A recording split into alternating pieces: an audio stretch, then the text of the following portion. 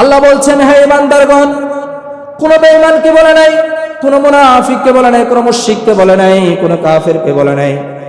যারা ঈমানদার, যারা রোজা রাখবেন, যারা রোজাকে সম্মান দিবেন, যারা 5 ওয়াক্ত নামাজকে সম্মান দেয়, তাদের বলেছেন, হে ঈমানদারগণ, তোমাদের প্রতি রোজা ফরজ করা হয়েছে।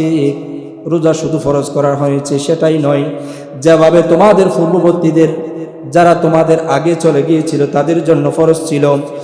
এবং তোমরা যাতে তোমরা পরহেজগার হতে পারো, যাতে তোমরা ঈমানদার বনতে পারো, যাতে তোমরা ঈমানদার হতে পারো, তাহলে তোমরা এই রোজার মাধ্যমে তোমরা নিজেদের ঈমানদার হিসেবে আল্লাহর দরবারে পরিচিতি লাভ করতে পারবে। ঈমানদার যাতে হতে পারে যারা পূর্ববর্তী ছিল, তাদের মতো আমরা যেভাবে ঈমানদার হতে পারবো, আল্লাহ আমাদেরকে সেটা সিস্টেম দেখাই দিলেন।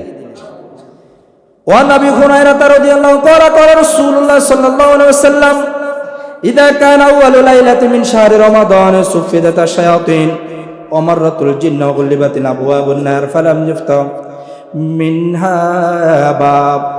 আবু হুরায়রা রাদিয়াল্লাহু তাআলা থেকে বর্ণিত, আমার রাসূল সাল্লাল্লাহু আলাইহি ওয়াসাল্লাম ইরশাদ করলেন, আমার রাসূল বলছেন, যখন রমজান মাস আগমন করবে, রমজান মাস যখন আমার ঘরে আসবে, আমার কাছাকাছি যখন আসবে, প্রথম রাত যখন শুরু হবে, আল্লাহ সুবহানাহু ওয়া তাআলা শয়তান এবং যারা জিন আছে, যারা মানুষদেরকে ধোঁকা দেয় নামাজ না পড়ার জন্য, রোজা না রাখার জন্য, যারা জিন জাতি মানুষদের যারা ক্ষতিগ্রস্ত করে, তাদেরকে আল্লাহ সুবহানাহু ওয়া তাআলা শৃঙ্খলের মাধ্যমে বেঁধে রাখা হয়, আবদ্ধ করে রাখা হয়, এবং জাহান্নামের দরজা সমূহ আল্লাহ সুবহানাহু ওয়া তাআলা বন্ধ করে দেয়। জাহান্নামের দরজা সমূহ বন্ধ করে দেয় এবং আবওয়াবুল জান্নাত, জান্নাতের দরজা সমূহ খুলে দেওয়া হয়। জান্নাতের দরজা সমূহ খুলে দেওয়া হয়। আরেক হাদিসের মধ্যে আছে, জান্নাতগুলো সাজানো হয়, ফেরেশতাদের মাধ্যমে জান্নাতগুলো সাজানো হয়। ফেরেশতাদেরকে বলে দেয় আল্লাহ, ও আমার ফেরেশতারা, আমার বান্দারা আসবে, তোর কাছে আমার বান্দারা আসবে, এই জান্নাতে আমার বান্দারা আসবে, জান্নাতটা একটু সাজাই দাও, সুন্দরভাবে একটু সাজিয়ে গুছিয়ে রাখো। যারা রোজা রাখবে, যারা রোজাকে সম্মান করবে, যারা কোরআন তেলাওয়াত করবে, তাদেরকে সম্মানের সহিত জান্নাতে প্রবেশ করাও। এটা হাদিসও আছে। এরপরে ওয়াফুতিহাতিল আবওয়াবুল জান্নাহ, জান্নাতের দরজাসমূহ খুলে দেওয়া হয় এবং জাহান্নাম বন্ধ করে দেওয়া হয়। এক আহ্বানকারী আহ্বান করতে থাকেন, একজন ফেরেশতা আহ্বানকারী আহ্বান করতে থাকেন, হে মঙ্গল অন্বেষণকারী, এই রোজা অন্বেষণকারী, এই কোরআন তেলাওয়াতকারী, এই তাহাজ্জুদ গুজারি, শুনো শুনো শুনো, কোরআন তেলাওয়াতের মাস এসেছে, ইফতারের মাস এসেছে, কোরআন ইবাদতের মাস এসেছে। তোমরা ইবাদত বندگی করো। 11 মাস তোমরা অবহেলিত ছিলা, 12 মাস তোমরা ইবাদত বندگی করো নাই। এবার 11 মাস তোমরা হেলাই দুলাই ছিলা, তোমরা ইবাদত বندگی করো নাই। এখন যেহেতু রমজান মাস চলে এসেছে, এক ফেরেশতা আমাদেরকে আহ্বান করবেন, তোমরা ইবাদত বندگিতে কাটাই দাও, তোমরা ইবাদত বندگিতে কাটাই দাও। আর এক ফেরেশতা আমাদেরকে অন্বেষণ করবে, এই গুনাহগার ব্যক্তি, শুনো শুনো শুনো, তোমরা তো 11 মাস গুনাহ করেছো, এবার একটু বন্ধ করো। রমজান মাস যেহেতু এসেছে, একটু রমজান মাসের সম্মানার্থে তোমরা গুনাহ করিও না। যারা সুদ খায় তাদেরকে বারণ করবেন, তোমরা সুদ খাইও না। যারা ঘুষ খায় তাদেরকে বারণ করবেন, তোমরা ঘুষ খাইও না। যারা জেনা করে তাদেরকে বারণ করবেন, তোমরা জেনা করিও না। যারা বিভিন্ন অনৈতিক কাজে যারা লিপ্ত থাকেন তাদেরকে বারণ করবেন। ফেরেশতারা বলবেন, তোমরা যে কোনো অনৈতিক কাজে লিপ্ত হইও না, রমজান মাস এসেছে, তোমরা রমজান মাসকে সম্মান করো। যারা এই রমজান মাসকে ভয় করে, যারা সম্মান করবে, এবং আমার আল্লাহ বলছেন, আল্লাহ তাদেরকে দুজক হতে মুক্তি দান করবে। বিসমিল্লাহির রহমানির রহিম। শাহরু রমাদান আল্লাযী উনজিলা ফীহিল কুরআন হুদাল লিন-নাস ওয়া বাইনাতিন মিনাল হুদা ওয়াল ফুরকান। চিৎকার মেরে বলি আল্লাহু আকবার। এমন একটা কোরআন, যে কোরআনটা আল্লাহ সুবহানাহু ওয়া তাআলা এমন একটা বরকতময় মাসের মধ্যে নাজিল করেছেন, যাতে কোরআন অবতীর্ণ হয়েছে। এই কোরআন অবতীর্ণ কেন হয়েছে? এই অবতীর্ণ হওয়ার কারণ হলো, আমি আপনি মানুষরা যেন কোরআনের মাধ্যমে যেন হেদায়েত প্রাপ্ত হয়। তো সুবহানাল্লাহ আস্তে কেন বলবেন? এই কোরআনের মাধ্যমে যেন হেদায়েত প্রাপ্ত হয়। আপনি কোরআন হেদায়েত প্রাপ্ত হওয়ার কারণও আমি বলে দিব। এই কোরআন মোমের মতো বলে দিতে পারে মানুষের অন্তর।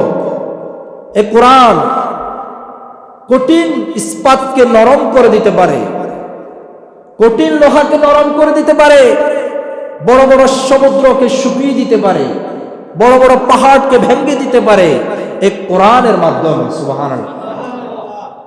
এমন একটা মুজিজা, এমন একটা বাণী, এমন একটা নিয়ামত আমাদেরকে আল্লাহ সুবহানাহু ওয়া তাআলা আমার রাসূলের মাধ্যমে দিয়েছেন। আলহামদুলিল্লাহ। যে কোরআন পড়লে মনেও শান্তি হয়, দিলেও শান্তি হয়, শারীরিকভাবেও শান্তি পায়, অন্তরেও শান্তি পায়।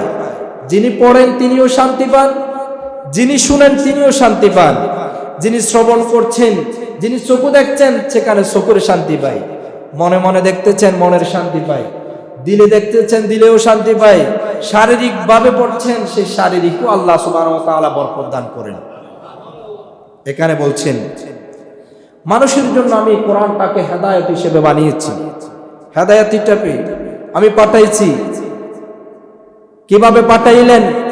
এ কোরআন দ্বারা পথ প্রদর্শন হিসেবে নির্দেশ দিয়েছেন তুমি কিভাবে চলবা, আপনি সমাজটা কিভাবে চালাবেন, আপনি মসজিদটা কিভাবে চালাবেন, আপনি দেশটা কিভাবে চালাবেন, এই কোরআনের মাধ্যমে আল্লাহ সুবহানাহু ওয়া তাআলা আমাদেরকে নির্দেশ দিয়েছেন। তারপর বলেছেন হুদাল লিন্নাস, মানুষের হেদায়েতের জন্য পাঠাইছি, এবং মীমাংসার সুস্পষ্ট বাণীসমূহ মিনাল হুদা ওয়াল ফুরকান। মীমাংসা মানি এখানে বুঝিয়েছেন যত ধরনের সমস্যা আছে, যত ধরনের আপনার আকৃতিক প্রাকৃতিক যেদিকে যান না কেন, যত ধরনের সমস্যা আছে কোরআন দ্বারা আল্লাহ সুবহানাহু ওয়া তাআলা সমাধান দান করেছেন। ওয়াল ফুরকান এটা হলো স্পষ্ট বাণী, স্পষ্ট দলিল আল্লাহর পক্ষ থেকে। সেখানে বলেছেন ইলামু আন্না শাহরু রমাদান লাহু আকসারু মিন ফাদিলাতি আলা, জেনে রাখুন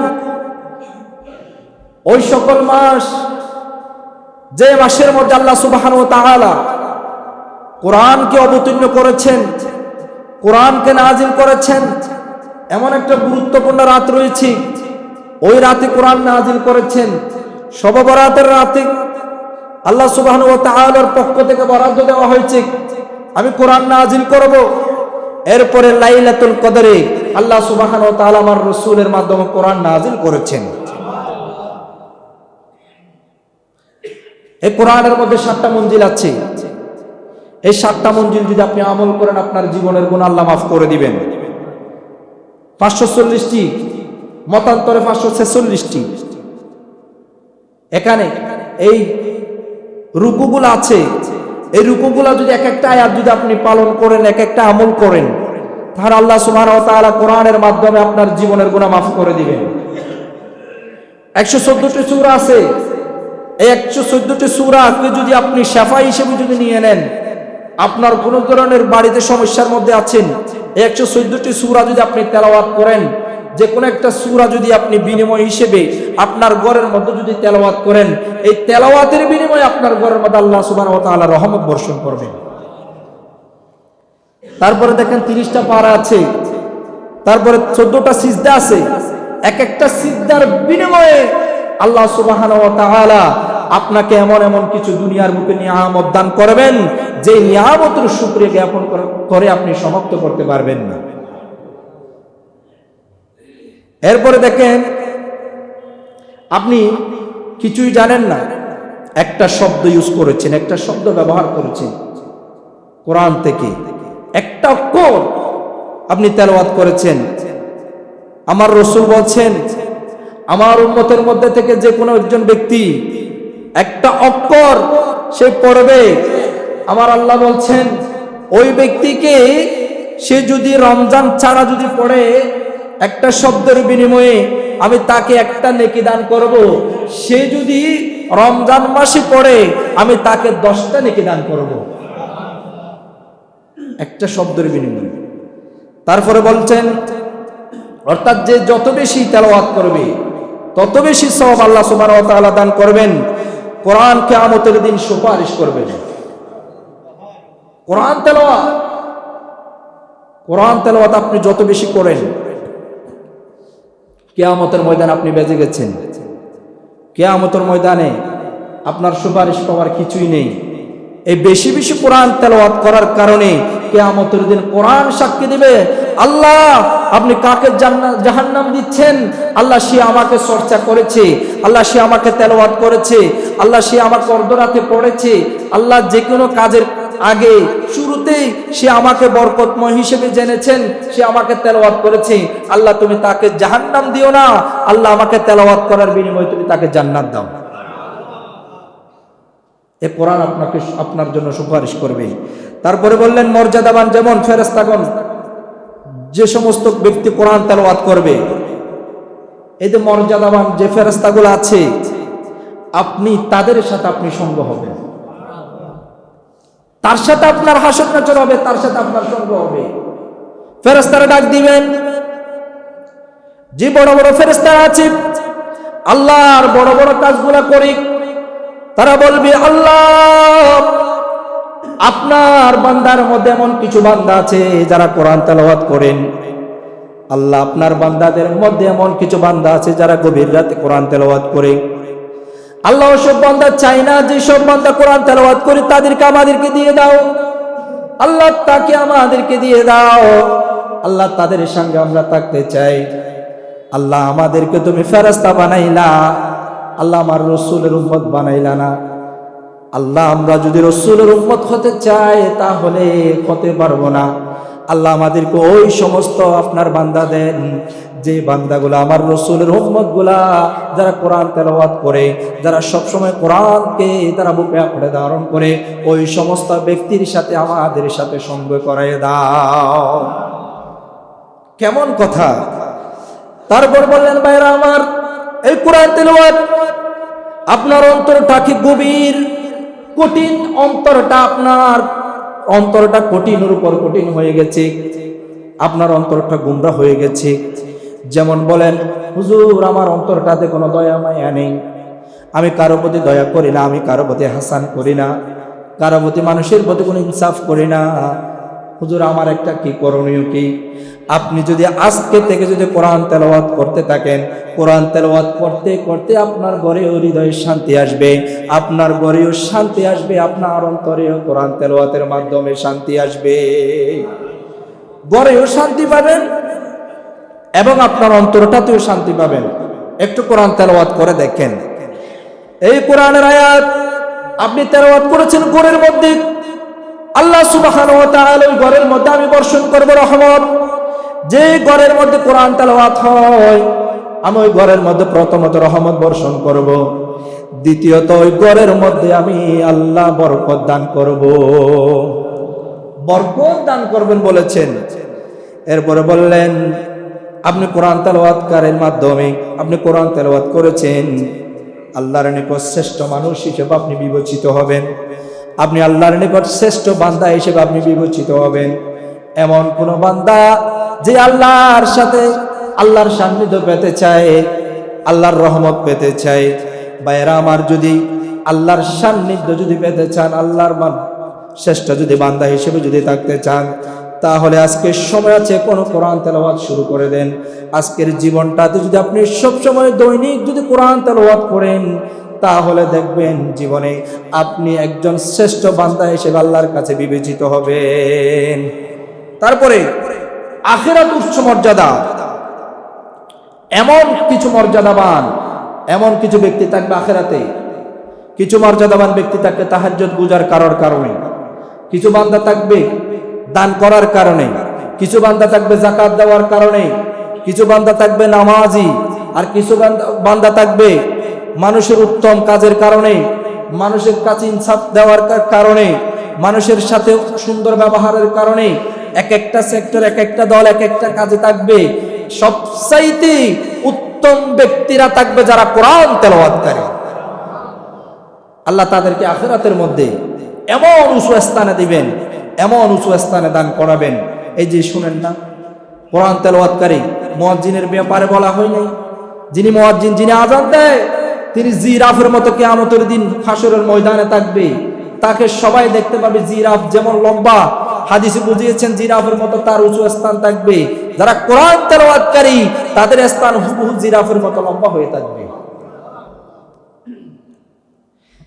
ভাইয়েরা আমার, এই জন্য বলেছিলাম সামনে মাহে রমাদান মাস আসতেছে, যে রমাদান মাসে কোরআন তেলাওয়াত আল্লাহ কোরআন নাজিল করেছেন, যে কোরআন আমরা পেয়ে নিজেকে নিজের সমস্যাকে সমাধান করতে পেরেছি, নিজেকে পরিচালনা করতে পেরেছি, এই কোরআন দ্বারা নিজের গুনাহগুলো মাফ করাতে পেরেছি।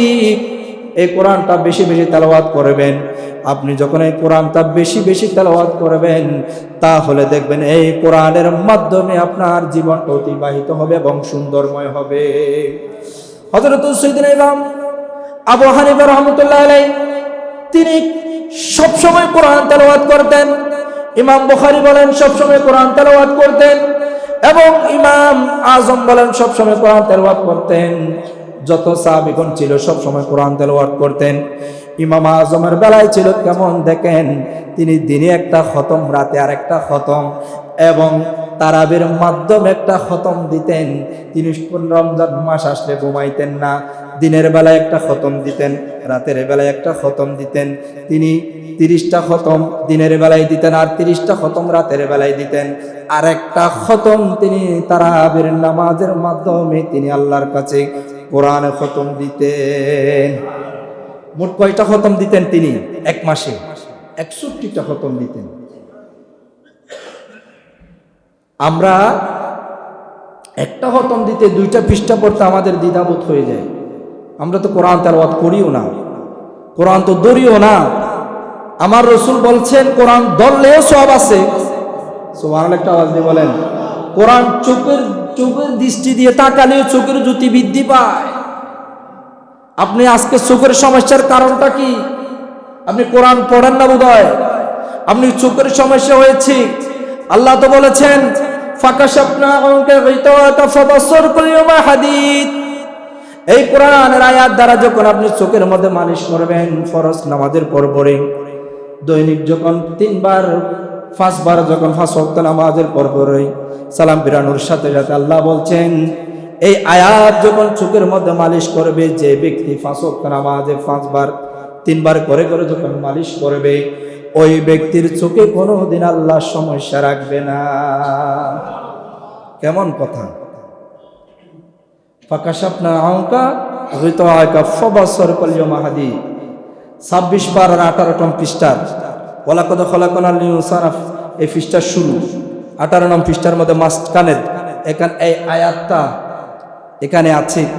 আজকে গিয়ে মুখস্থ করে ফেলবেন, সামান্য একটা ছোট্ট আয়াত। ফাকাশাফনা আনকা গিতাওয়াকা ফাবাসসারকুল ইয়াওমা হাদীদ 26তম পারার 18 পৃষ্ঠার মধ্যে এই আয়াতটা আছে। এটাই মুখস্থ করে ফেলবেন, এবং দৈনিক 5 ওয়াক্ত নামাজের মধ্যে এই আয়াতটা সালাম ফিরানোর, ইমাম সাহেব যখন সালাম ফিরাবেন, সালাম ফিরানোর সাথে সাথে এই আয়াতটা পড়ে নখের পিঠের মধ্যে, বৃদ্ধাঙ্গুলের নখের পিঠের মধ্যে এভাবে ফু দিবেন, ফু দিয়ে এভাবে চোখের মধ্যে মালিশ করে দিবেন। 3বার মালিশ করবেন।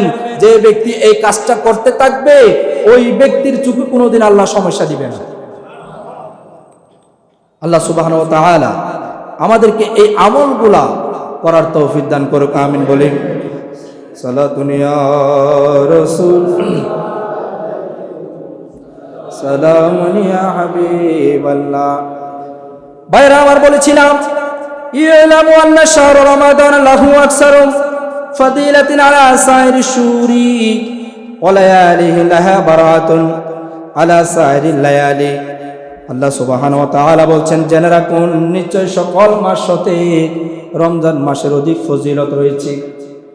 বাকি 11 মাসের চেয়ে রমজান মাসের আল্লাহ সুবহানাহু ওয়া তাআলা এমন কিছু ফজিলত দান করেছেন, অর্থাৎ 1 এ 10 গুণ, অর্থাৎ 1 এ 10 এ 70 গুণ, এমন কিছু আল্লাহ এই রমজান মাসে ফজিলত দান করেছেন। এবং প্রত্যেক রাত সময় সকল রাতে হতে মর্যাদাবান। যে অন্যান্য 11 মাসের যে রাতগুলো আছে, এই রাতগুলার চেয়ে এই রমজান মাসের রাতগুলা বেশি বেশি মর্যাদাবান, এত ফজিলতবান, এত কিছু বরকত দান করেছেন এই রাতগুলার মধ্যে। আপনি যখন এই রাতগুলার মধ্যে সময় কাটাবেন, আল্লাহ সুবহানাহু ওয়া তাআলা বলছেন, এই রাতগুলার বিনিময়ে আমি আমার বান্দাকে জান্নাতের দরজা খুলে দেওয়ার কারণ হলো আমি আমার বান্দাকে নিষ্পাপ করে জান্নাতে পাঠানো। ওয়াসুমু রমাদান ফারদুন আইনুন লিকুল্লি মুমিনিন আকিলিন বালিগ। রমজান মাসে রোজা প্রত্যেক প্রাপ্তবয়স্ক জ্ঞানবান মুমিনের জন্য ফরজ করে দেওয়া হয়েছে। যারা প্রাপ্তবয়স্কবান ব্যক্তি, যারা টাকরা যুবক, যারা মুমিন, তাদের জন্য রোজাগুলা ফরজ করে দেওয়া হয়েছে। তারা রোজার সময় হলে রোজাগুলা রাখবেন। মনে করেন আমি অসুস্থ, আমি রোজা রাখতে পারছি না, ভাইয়েরা আমার, আপনার জ্বরের কারণে আপনি রোজা ছেড়ে দিয়েছেন, যে রোজা আপনাকে জান্নাত দিবেন, যে রোজা জাহান্নাম থেকে মুক্তি দান করবেন, যে রোজা রাখার কারণে আপনার সুস্থ শরীর অসুস্থ হবে না, বরং আপনার অসুস্থ শরীর এই রোজার বিনিময়ে আপনার অত্যন্তভাবে আল্লাহর পক্ষ থেকে আপনাকে সুস্থ করে দিবেন। এর এই রোজার মাধ্যমে আপনার দুর্গন্ধ থেকে আল্লাহ সুবহানাহু ওয়া তাআলা বলছেন আপনার জবান দ্বারা মেশক আম্বরের সুগন্ধি বের করাবেন। রোজার মাধ্যমে যে আপনার মুখ থেকে দুর্গন্ধ বের হয়, এই দুর্গন্ধটা আল্লাহ সুবহানাহু ওয়া তাআলা বলছেন আমি ওই দুর্গন্ধটা মেশক আম্বরের সেই সুগন্ধি বের করাবো। আমাদের সময়ে, আমাদের সমাজে অনেকে রোজা রাখলে বলে আমি হ্যাংলা হয়ে যাব, চিকন হয়ে যাব, আমি কেমনে রোজা রাখবো, আমি তো অসুস্থ, আমার জ্বর। ভাইয়েরা আমার, আপনি তো হয়তো জানেন না এই রোজা না রাখার কারণে কত ব্যক্তি দুনিয়ার বুকে লাঞ্ছিত হয়ে মারা গেছেন, আপনি তো হয়তো দেখেন নাই। এই রোজা না রাখার কারণে, এই রোজাকে অবহেলা করার কারণে জাহান্নামে চিরস্থায়ী হিসেবে থাকতে হবে, সেটা হয়তো জানেন না। এই রোজাকে অবহেলার কারণে আপনার পুরো পরিবার ধ্বংস হয়ে যাবে, সেটাও হয়তো জানেন না। এই রোজা অবহেলার কারণে আপনার ঘরের মধ্যে সারা বছর অভাবের উপর অভাব থাকবে, সেটা হয়তো জানেন না। আপনি যদি শত কষ্টের বিনিময়ে যদি রোজা রাখেন, আল্লাহ সুবহানাহু ওয়া তাআলা সারা বছর আপনার ঘরের মধ্যে রিজিকের ব্যবস্থা করে দিবেন। এরপরে বলবো হুয়া রুকনুন মিন আরকানিল ইসলাম ওয়া হুয়া মুনকিরুন কাফিরুন ওয়া তারিকু ফাসিকুন মুফাদ্দিল। আর এটি হলো ইসলামের একটি রুকন, ইসলামের একটি রুকন। এবং রোজার অস্বীকারী কাফের, যারা রোজা অস্বীকার করবে তাদেরকে কাফের বলেছেন। কি বলেছেন? কাফের বলেছেন। এবং যারা রোজা বর্জনকারী তাদেরকে পথভ্রষ্ট বলেছেন। আপনি হাজারো নামাজ পড়লে, হাজারো পীর সাহেবের কাছে গেলে, হাজারো কোরআন খতম পড়ালে, আপনি যদি রোজা না রাখেন ইচ্ছাকৃতভাবে আপনি যত কিছু করেন না কেন, আপনি পথভ্রষ্ট হিসেবে আপনি বিবেচিত হবেন। কিন্তু আপনি হাজারো কষ্ট করলেও আপনি ফাসেক থাকবেন। এই জন্য রোজাকে অস্বীকার করা যাবে না, রোজাকে বর্জন করা যাবে না, রোজাকে আঁকড়ে ধরতে হবে। আপনি যদি রোজাকে আঁকড়ে ধরেন, জান্নাত আপনাকে আঁকড়ে ধরবে। ওয়াসালাতুত তারাবিহ সুন্নাতুন মুআক্কাদা লিররিজালি ওয়ান নিসাই ওয়া সালাওয়াতুহা বিল জামাআতি সুন্নাতে কিফায়া ওয়া ইজমাউস সাহাবাতি আলা আন্না তারাবিহ 20 রাকাত। সুবহানাল্লাহ বলুন। এবং রমজান মাসে আপনি রোজা রাখবেন রাতের বেলায়, দিনের বেলায় একেবারে সবকিছু বর্জন করে থাকবেন, রাতে নামাজ আদায় করবেন। তারাবি নামাজ পুরুষ ও নারীর জন্য সুন্নতে মুআক্কাদা। তারাবি নামাজ কি? সুন্নতে মুআক্কাদা। আর একে জামাতের সাথে আদায় করা সুন্নতে কিফায়া। সুবহানাল্লাহ বলুন। জামাতের সাথে আদায় করার কথা বলেছেন। এবং সাহাবায়ে কেরামগণ ওই জামাউস সাহাবাত, অর্থাৎ সাহাবাগণ জামাতের সাথে একমত হলো তারাবির নামাজ 20 রাকাত, অর্থাৎ তারাবির নামাজ 20 রাকাত। সুবহানাল্লাহ বলেন। কয় রাকাত? 20 রাকাত। এটা অনেকগুলো, আরো অনেকগুলো হাদিস আছে তারাবির নামাজে 20 রাকাত। এটা সাইয়েদনা ওমর ফারুক আযম জামানায় রাদিয়াল্লাহু তাআলা তিনি 20 রাকাত নামাজ আদায় করার আমাদের কেলা নির্দেশ দিয়েছেন। আবার অনেক হাদিস আছে 8 রাকাতের হাদিস আছে। যেমন আরব কান্ট্রিতে, মিডল ইস্টারে তারা ওই দেশের মধ্যে 8 রাকাত নামাজ আদায় করে, অনেকে আবার 12 রাকাত পড়ে বা বিতির 3 রাকাত সহ পড়ে চলে যায়। কিন্তু আপনি যত বেশি না ইবাদত বندگی করবেন তত বেশি সওয়াব আপনার আমলনামায় আল্লাহ দান করবেন। আপনি ইবাদতটাকে তবে শর্টকাট করার কি দরকার? আপনি যত বেশি ইবাদত বندگی করেন, আপনি যদি, আমি উদাহরণ দিয়ে বলি, আপনি আপনার ইবাদতটাকে শর্ট করে দিয়েছেন, একেবারে সংক্ষেপ করে দিয়েছেন। মনে করেন ওই ব্যক্তি মনে মনে ভাববে আমি 8 রাকাত পড়ে চলে যাব, কিন্তু সে বাকিগুলা কি করবে? না হয় দোকানে আড্ডা দিবে, না হয় ঘরের মধ্যে আড্ডা দিবে, না হয় মোবাইল নিয়ে ফেসবুকে বসে থাকবে। এরকম আছে না নাই? আপনি যদি সেখানে যদি 8 রাকাত না পড়ে যদি 20 রাকাতটা যদি মসজিদের সময় দেন, তাহলে ফেসবুক থেকেও আপনার সময়টা চলে গেল এবং আপনি যে অযথা দোকানের পাহাড়ের মধ্যে বসে আছেন, আপনার মাইন্ড সেট আপ করার জন্য আমি কথাগুলো বলছি, দোকানের পাড়ে যে আপনি সময় কাটালেন এগুলোও বর্জন হলো, আপনি সঠিক 1 ঘন্টা মসজিদে আপনি ব্যয় করলেন। এরপর বললেন আল্লাহ সুবহানাহু ওয়া তাআলা আমাদেরকে জানান দিলেন বিসমিল্লাহির রহমানির রহিম ইয়া আইয়ুহাল্লাযীনা আমানু কুতিবা আলাইকুমুস সিয়ামু কামা কুতিবা আলাল্লাযীনা মিন ক্বাবলিকুম লাআল্লাকুম তাত্তাকুন। চিৎকার মেরে বলি আল্লাহু আকবার। আল্লাহ বলছেন, হে ঈমানদারগণ, কোন বেঈমানকে বলে নাই, কোন মুনাফিককে বলে নাই, কোন মুশরিককে বলে নাই, কোন কাফেরকে বলে নাই। যারা ঈমানদার, যারা রোজা রাখবেন, যারা রোজাকে সম্মান দিবেন, যারা 5 ওয়াক্ত নামাজকে সম্মান দেয়, তাদের বলেছেন, হে ঈমানদারগণ, তোমাদের প্রতি রোজা ফরজ করা হয়েছে। রোজা শুধু ফরজ করা হয়েছে সেটাই নয়, যেভাবে তোমাদের পূর্ববর্তীদের যারা তোমাদের আগে চলে গিয়েছিল তাদের জন্য ফরজ ছিল, এবং তোমরা যাতে তোমরা পরহেজগার হতে পারো, যাতে তোমরা ঈমানদার বনতে পারো, যাতে তোমরা ঈমানদার হতে পারো, তাহলে তোমরা এই রোজার মাধ্যমে তোমরা নিজেদের ঈমানদার হিসেবে আল্লাহর দরবারে পরিচিতি লাভ করতে পারবে। ঈমানদার যাতে হতে পারে যারা পূর্ববর্তী ছিল তাদের মতো আমরা যেভাবে ঈমানদার হতে পারবো, আল্লাহ আমাদেরকে সেটা সিস্টেম দেখাই দিলেন। ওয়ান আবি হুরায়রা রাদিয়াল্লাহু তাআলা ক্বালা রাসূলুল্লাহ সাল্লাল্লাহু আলাইহি ওয়াসাল্লাম ইযা কানা আউয়ালু লাইলাতিন মিন শাহরি রমাদান সুফিদাত আশ-শায়াতিন ওয়া মাররাতুল জিন্নি ওয়া গুলিবাতিন আবওয়াবুন নার ফালাম ইফতাহ মিনহা বাব।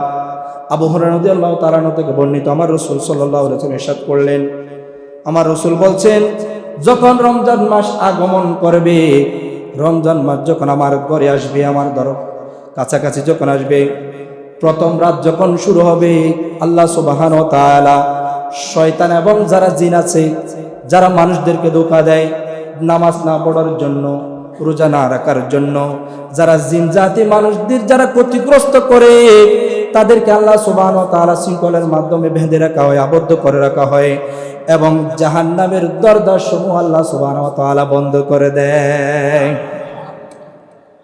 জাহান্নামের দরজা সমূহ বন্ধ করে দেয় এবং আবওয়াবুল জান্নাত, জান্নাতের দরজা সমূহ খুলে দেওয়া হয়।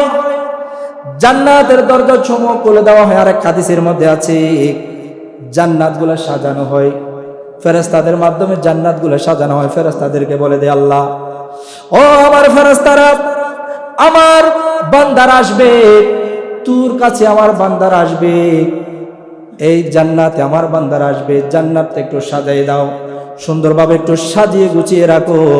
যারা রোজা রাখবে, যারা রোজাকে সম্মান করবে, যারা কোরআন তেলাওয়াত করবে, তাদেরকে সম্মানের সহিত জান্নাতে প্রবেশ করাও। এটা হাদিসও আছে। এরপরে ওয়াফুতিহাতিল আবওয়াবুল জান্নাহ, জান্নাতের দরজাসমূহ খুলে দেওয়া হয় এবং জাহান্নাম বন্ধ করে দেওয়া হয়। এক আহ্বানকারী আহ্বান করতে থাকেন, একজন ফেরেশতা আহ্বানকারী আহ্বান করতে থাকেন, হে মঙ্গল অন্বেষণকারী, এই রোজা অন্বেষণকারী, এই কোরআন তেলাওয়াতকারী, এই তাহাজ্জুদ গুজারি, শুনো শুনো শুনো, কোরআন তেলাওয়াতের মাস এসেছে, ইফতারের মাস এসেছে, কোরআন ইবাদতের মাস এসেছে। তোমরা ইবাদত বندگی করো। 11 মাস তোমরা অবহেলিত ছিলা, 12 মাস তোমরা ইবাদত বندگی করো নাই। এবার 11 মাস তোমরা হেলাই দুলাই ছিলা, তোমরা ইবাদত বندگی করো নাই, এখন যেহেতু রমজান মাস চলে এসেছে, এক ফেরেশতা আমাদেরকে আহ্বান করবেন, তোমরা ইবাদত বندگিতে কাটাইয়ে দাও, তোমরা ইবাদত বندگিতে কাটাইয়ে দাও। আর এক ফেরেশতা আমাদেরকে অন্বেষণ করবে, এই গুনাহগার ব্যক্তি, শুনো শুনো শুনো, তোমরা তো 11 মাস গুনাহ করেছো, এবার একটু বন্ধ করো, রমজান মাস যেহেতু এসেছে, একটু রমজান মাসের সম্মানার্থে তোমরা গুনাহ করিও না। যারা সুদ খায় তাদেরকে বারণ করবেন, তোমরা সুদ খাইও না।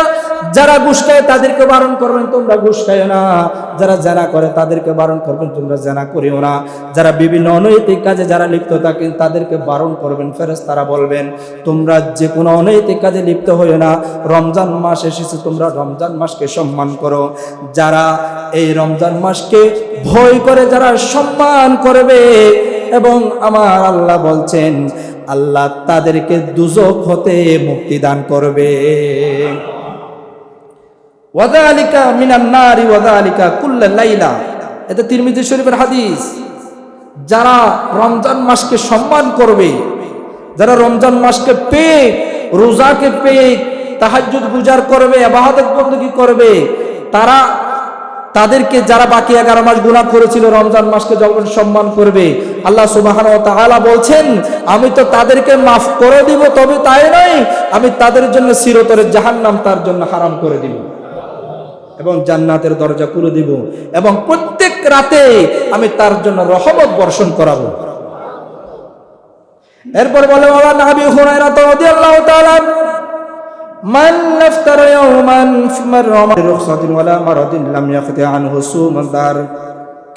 হযরত আবু হুরায়রা রাদিয়াল্লাহু তাআলা বলেন, রাসূলুল্লাহ সাল্লাল্লাহু আলাইহি ওয়াসাল্লাম ইরশাদ করেন, যে ব্যক্তি রমজানের একদিন রোজা কোনো উযর ছাড়া বা কোনো রোগ ব্যতীত ভাঙবে, কোনো উযর ছাড়া, কোনো রোগ ব্যাধি ছাড়া, যেমন এমন কোনো রোগ এসেছে, এমন কোনো উযর এসেছে, তার থেকে বাধ্য হচ্ছে রোজা ভেঙে দিতে হচ্ছে, এগুলা ছাড়া ইচ্ছাকৃতভাবে যদি সে যদি রোজা ভেঙে দেয়, আমার আল্লাহ বলছেন, সে যদি সারা জীবন তার হায়াত পর্যন্ত, কিয়ামত পর্যন্ত যদি রোজা রাখে, তার রোজা পরিশুদ্ধ হবে না। নাউজুবিল্লাহ বলেন।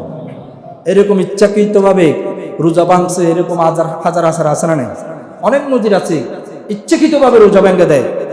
কোন একটা সমস্যা হয়েছে, রোজা ভেঙে দেয়। রোজা ভাঙার তো অনেক ফজিলত আছে, অনেকে আছে, অনেক মাসালা আছে। রোজা ভাঙার অনেকগুলা কারণও আছে। আপনি কিভাবে কোন কোন কারণে রোজাটা ভাঙবেন। এমন রোগ হয়েছে যে রোগ, আপনি যে রোজা না ভাঙলে আপনি মৃত্যুর সাথে আপনি মৃত্যুবরণ হবে। এই মৃত্যুবরণ ছাড়া যদি আপনি যদি রোজা ভাঙেন, তাহলে আপনি সোজা জাহান্নামে। সারা বছর যদি কিয়ামত পর্যন্ত যদি আপনি রোজা রাখেন, আপনার রোজা পালন হবে না, পরিশুদ্ধ হবে না। আর একটা হাদিস আছে, যারা এভাবে রোজা ভাঙবে তাদেরকে অর্থাৎ 60টা রোজা রেখে দিতে হবে টানা, তাও টানা, একদিন বাকি যাবে না, একদিন মাফ দেওয়া যাবে না, বাকি একেবারে 60টা রোজা রাখতে হবে। আর যদি না পারেন, সামর্থ্য থাকলে প্রতিদিন একজন মিসকিনকে 60 দিন পর্যন্ত খাবার খাওয়াতে হবে। এভাবে কে করবে কঠিন কাজগুলা? অনেক কঠিন কাজ, তাও মাফ নাও হতে পারে। কিন্তু যে হাদিসটা বলেছেন, এটা বুখারী শরীফের হাদিস।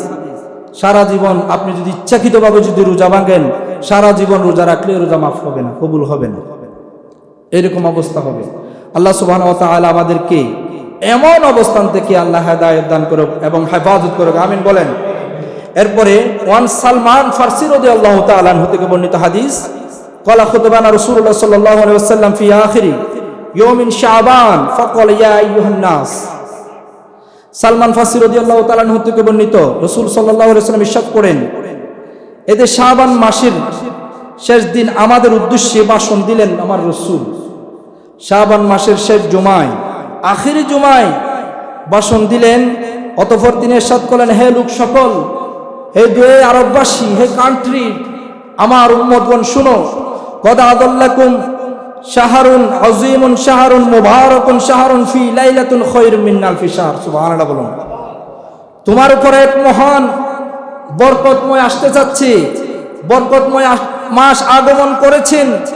এটা এমন এক মাস, যাতে এমন একটি রাত রয়েছে যা হাজার মাসের এবং হাজার রাতের মাসের উত্তম।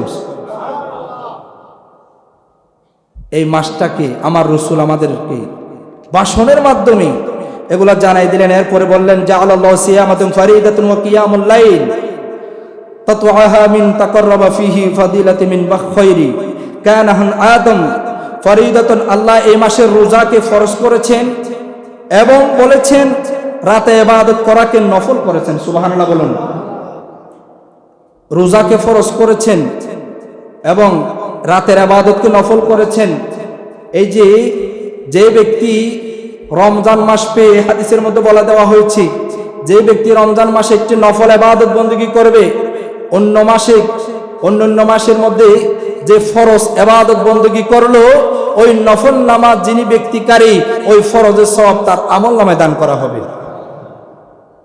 ওয়া শাহরুন সবরি ওয়াস সবর সাওয়াবুল জান্নাহ। রমজান মাসে সবচাইতে বেশি গুরুত্ব দিয়েছেন সবরকে, ধৈর্যকে। এই যে ইফতারের সময় হলো, আপনি ইফতার নিয়ে গাটাগাটি করছেন, ওই সময় যখন আপনি দুরূদ শরীফ পড়েন, ওই সময় যখন আপনি ইন্তেকাল করেন, ডাইরেক্টলি আপনি সোজা জান্নাতে।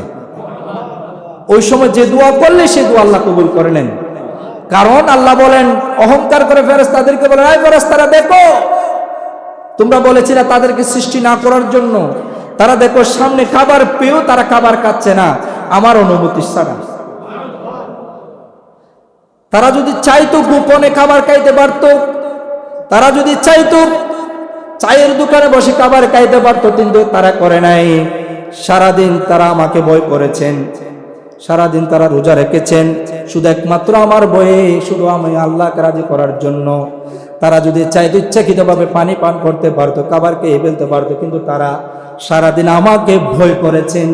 এই ভয়ের কারণে আমি তাদেরকে ধৈর্য দিলাম, এই ধৈর্যের মাধ্যমে আমি তাদেরকে জান্নাত দিব। রমজানের মধ্যে সবচাইতে ধৈর্য। আপনার জবানকে হেফাজত করতে হবে, আপনার মুখটাকে হেফাজত করতে হবে, আপনার জবান দ্বারা কোনো ব্যক্তি আঘাতপ্রাপ্ত হচ্ছে কিনা সেদিকে নজর রাখতে হবে। আপনি যদি আপনার জবান দ্বারা যদি কোনো ব্যক্তি কোনো কষ্ট পায়, তাহলে আপনার রোজা হালকা হয়ে যাবে, আপনার গুনার মাত্রা বেড়ে যাবে, সওয়াব কমে যাবে। আপনি রমজান মাসে যত চুপ থাকতে পারেন, যত কোরআন তেলাওয়াত করতে পারেন, শুধু চুপ থাকবেন, শুধু এই নয়, কোরআন তেলাওয়াতের কথা বলেছেন, তাসবিহ তাহলিলের কথা বলেছেন। আপনি সব সময় যখন তাসবিহ তাহলিল আদায় করবেন, আল্লাহ সুবহানাহু ওয়া তাআলা আপনার আমলনামায় তত ইবাদত বাড়ি করে দিবেন।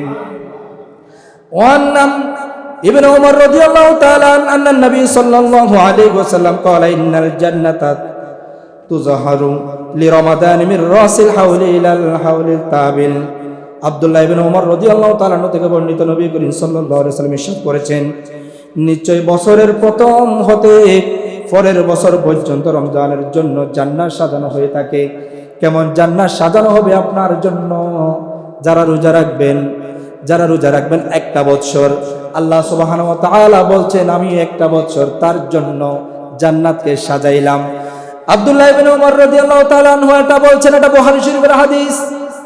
আপনি রোজাকে সম্মান দিয়েছেন, আপনার জন্য আল্লাহ ফেরেশতাদের মাধ্যমে একটা বছর জান্নাতকে সাজাইলেন। কেমনে ভাবে সাজাইলেন? আপনি রমজানকে সম্মান দিয়েছেন, আপনি রমজানকে সবরের মাধ্যমে আপনি রমজানকে সম্মান দিয়েছেন, আপনি রোজা রেখেছেন। সম্মান দেওয়ার মালিক আল্লাহ, সম্মান নেওয়ার মালিক আল্লাহ। আপনি যদি রমজানকে সম্মান রেখে যদি দুনিয়ার বুক থেকে যদি ইন্তেকাল করেন, যে জান্নাত আপনার জন্য সাজানো হয়েছে, এই জান্নাত আপনাকে প্রবেশ করাবে। কেমন কথা! আপনি রোজাদারের জন্য জান্নাতটাকে একটা বছর সাজাইলেন, এরপরে বললেন আউয়াল ইয়াউমিন রমাদান হাব্বাতে রিহান লা তাহতাল আরশি। যেমন দেখুন, অতঃপর যখন রমজান মাসের প্রথম দিন হয়, তখন আরশের নিচে জান্নাতের গাছের পাতাগুলা আপনাকে ডাকবেন, গাছের পাতাগুলা, গাছের ডালগুলা থেকে। এই যে হুর, এখানে বলছেন আলাল হুরিন, আলাল হুর, যে মহিলাগুলা, জান্নাতে মহিলাগুলা আল্লাহকে আহ্বান করবে, আল্লাহ ওই স্বামীকে আমি চাই, যে স্বামী রোজা রেখেছেন, যে স্বামী রোজাকে সম্মান দিয়েছেন। আল্লাহ আমাদেরকে যেমন তেমন স্বামী দিয়েন না, ওই সমস্ত স্বামী চাই যে স্বামী রোজাকে আঁকড়ে ধরেছি, রোজাকে সম্মান দিয়েছেন, ওই জান্নাতের হুর আপনি রোজাদারকে গ্রহণ করার জন্য, স্বাগতম জানানোর জন্য জান্নাতের দরজায় সামনের দিকে আপনার দিকে তাকাই থাকবেন এবং আহ্বান করবেন। কেমন কথা! জান্নাতের হুর আল্লাহকে আহ্বান করে আল্লাহকে বলবে, আল্লাহ ওই সমস্ত স্বামী চাই যেই স্বামী রোজা রেখেছেন। আল্লাহ সুবহানাহু ওয়া তাআলাকে বলবেন, আল্লাহ ওই সমস্ত স্বামী চাই যে সমস্ত স্বামীকে দেখলে আমার চক্ষু শীতল হয়ে যাবে। আল্লাহ ওই সমস্ত স্বামী চাই যেই সমস্ত স্বামী আমাকে দেখলে চক্ষু শীতল হয়ে যাবে। ওই সমস্ত রোজাদারের স্বামী চাই। আল্লাহ যাকে তাকে চাই না, যে রোজাকে সম্মান দিয়েছেন, রোজার মাসখানে রোজার মাঝে কোরআন তেলাওয়াত করেছেন এবং রোজার মধ্যে তাহাজ্জুদ গুজার করেছেন, ওই সমস্ত আল্লাহ স্বামী আমাদেরকে তুমি দাও। ওয়ান হাসানে আন ওমর আল খাত্তাব, এই যে এখানে 20 রাকাত তারাবির কথা এখানে বলেছেন, রাদিয়াল্লাহু তাআলা আনহু জামাআন নাস আলা উবাইহি ইবনে কাব ফাকান্নামা ইউসাল্লি লাহুম 20 রাকাত। এটা আবু দাউদ শরীফের মধ্যে নিয়ে এসেছেন। হাসান রাদিয়াল্লাহু তাআলা আনহু বর্ণিত, ওমর ইবনে খাত্তাব রাদিয়াল্লাহু তাআলা আনহু বলছেন, ওমর আব্দুল্লাহ ইবনে উবাই ইবনে কাব রাদিয়াল্লাহু তাআলা আনহু তারাবির নামাজের ইমামতি করছিলেন। তখন জামাতে পড়ার জন্য লোকদেরকে একত্র করছেন, একসাথে নামাজ পড়ার জন্য। অতঃপর আলাউবিন ইবনে কাব ফাকানা ইউসাল্লি লাহুম 20 রাকাতাই, অতঃপর উবাই ইবনে কাব লোকদেরকে নিয়ে সাথে নিয়ে তিনি তারাবির নামাজ 20 রাকাত নামাজ আদায় করেছেন। এরপর আরেকটা হাদিস আছে, ওয়া ইউরিদু ইবনে রমাদান আন্নাহু ক্বালা কান নবী ইয়াকুমুনা ফি জামানি ওমর ইবনে আল খাত্তাব রাদিয়াল্লাহু তাআলা ফি রমাদান বিসালাসিন ওয়া 20 রাকাতাই রাওয়াহুল। এটাও বুখারী শরীফের হাদিস। ইয়াজিদ ইবনে রোমান রাদিয়াল্লাহু তাআলা হতে বর্ণিত, তিনি বলেন, ওমর ইবনে খাত্তাব রাদিয়াল্লাহু তাআলা আনহুর সময় লোকেরা বিতির নামাজ আদায় করেছেন 3 রাকাত এবং রমজানের তারাবির নামাজ আদায় করেছেন 20 রাকাত। মোট 23 রাকাত নামাজ তারা জামাত সহকারে আদায় করেছেন। এরপর আরেকটা হাদিস নিয়ে এসেছেন, আব্দুল্লাহ বিন আব্বাস রাদিয়াল্লাহু তাআলা আনহু থেকে বর্ণিত, বলেন নবী সাল্লাল্লাহু আলাইহি ওয়াসাল্লাম ইউসাল্লি ফি শাহরি রমাদান ফি গায়রি জামাআতি বি20 রাকাতাই ওয়াল ওয়াসনি।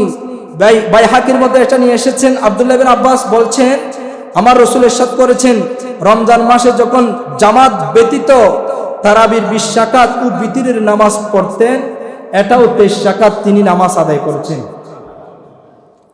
সেম এখানে অনেক হাদিস নিয়ে এসেছেন। হযরত আলী রাদিয়াল্লাহু তাআলা আনহু 20 রাকাতের হাদিস নিয়ে এসেছেন। জানি না আমার ভাইয়েরা কেন 8 রাকাত তারা তারাবির নামাজ আদায় করে। তারা হয়তো সেখানকার তখনকার হাদিস নিয়ে আসা হয়েছিল, কিন্তু যেখানে ইবাদত বندگی যত বেশি করবেন, যত বেশি এখানে সওয়াব থাকবে, সেখানে যেখানে আমরা ফায়দা হব আমরা সেটা আমল করার চেষ্টা করব বলি ইনশাআল্লাহ। আর সামনে রমজান মাস আসতেছে, আপনারা রমজান মাসে বেশি বেশি কোরআন তেলাওয়াত করবেন। আগামী বুধবার হয়তো আমাদের তারাবির নামাজ শুরু হতে পারে, না হয় বৃহস্পতিবারে কনফার্ম হবে। আর আমি আরজ করব, এলাকার যত ভাইয়েরা আছেন, যত আমার মুরব্বীরা আছেন, আপনারা প্রত্যেকেই তারাবির নামাজে শরীক শামিল হবেন, তারাবির নামাজ উপস্থিত হবেন, অন্তত কোরআন শুনলেও লাভবান হবেন। আপনারা প্রত্যেকে নামাজের প্রতি অগ্রসর হবেন, নামাজে চলে আসবেন। বিভিন্ন রোজার বিষয়ের মাসালা আছে, যদি কারো জানা না থাকলে আমার থেকে জিজ্ঞেস করবেন। আমি যদি আমার জানা শব্দের মধ্যে আমি যদি বলতে পারি, ইনশাল্লাহ আমি উত্তর দেওয়ার চেষ্টা করব। রোজার বিষয় নিয়ে, তারাবির নামাজের বিষয় নিয়ে কেউ যদি কোরআন শিখতে চান, ইনশাল্লাহ আমি ফ্রি শিখাবো। আমি এখানে রুমের মধ্যে সবসময় থাকবো। এখানে আপনার কোনো ভয়ের কোনো কারণ নাই, লজ্জার কোনো কারণ নাই। যদি কোরআন শিখতে চান আমার কাছে আসবেন, আমি শিখাই দেবো ইনশাল্লাহ। আপনি যদি দৈনিক একটা লাইনও যদি শিখতে পারেন, তাহলে আপনিও কামিয়াব, আমিও কামিয়াব। শুধু একটা লাইন শুদ্ধ করে যদি একটা লাইন যদি শিখতে পারেন, শুদ্ধ করে যদি 10টা সূরা শুধু শিখতে পারেন, আলাম তারা থেকে সূরা নাস পর্যন্ত, এই 10টা সূরা যদি শুদ্ধ করে যদি আপনি যদি আমার মাধ্যমে শিখতে পারেন, তাহলে আমিও কামিয়াব হব, আপনিও কামিয়াব হবেন।